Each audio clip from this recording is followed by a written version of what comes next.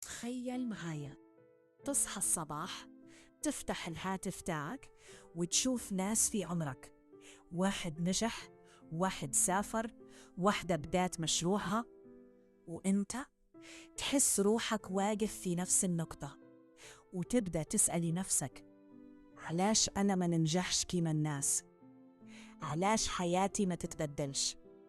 لكن خليني نقول لك حاجة مهمة، يمكن المشكل ماشي فيك أصلاً.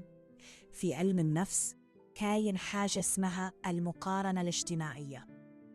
الدماغ تاع الإنسان بطبعه يقارن، أنا وين والآخرين وين. لكن المشكل مش في المقارنة، المشكل في كيف نقارنه. أنت تشوف لحظة نجاح شخص، صورة جميلة، فيديو فيه فرحة، لكن ما تشوفش سنين الفشل، التعب، الخوف، الانكسار اللي قبل النجاح. يعني بصراحة أنت تقارن خلفيتك الكاملة مع واجهة مزيفة للآخرين، وهذا ظلم كبير لروحك. لماذا تحس أنك متأخر؟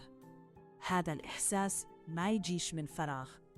كاين 3 أسباب رئيسية. 1، السوشيال ميديا تعطيك وهم أن الكل ناجح وإنت الوحيد اللي واقف.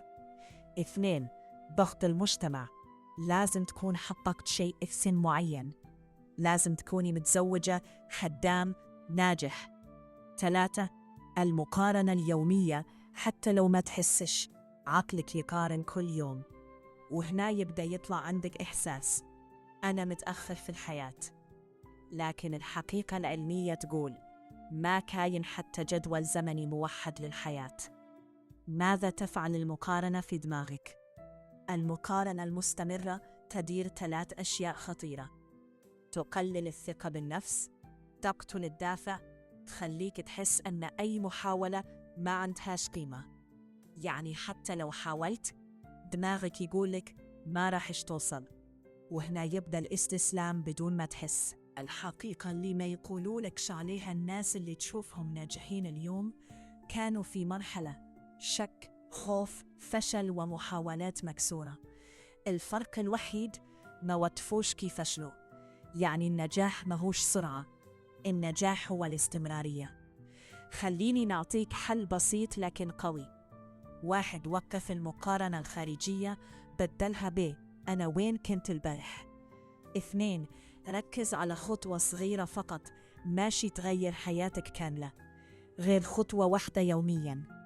3، قلل من المحتوى اللي يضغطك، مش كل اللي في السوشيال ميديا مفيد لك. 4، اقبل أنك في طريقك الخاص، مش لازم تمشي نفس طريق الآخرين. وفي النهاية نحب نقول ليك أنت ماكش متأخر، أنت فقط في طريق مختلف، بسرعتك الخاصة، بظروفك الخاصة. والحياة ماشي سباق بين الناس، الحياة رحلة لكل شخص وحده. الشيء الوحيد اللي يدمرك فعلا هو إنك تقارن بدايتك بنهاية شخص آخر.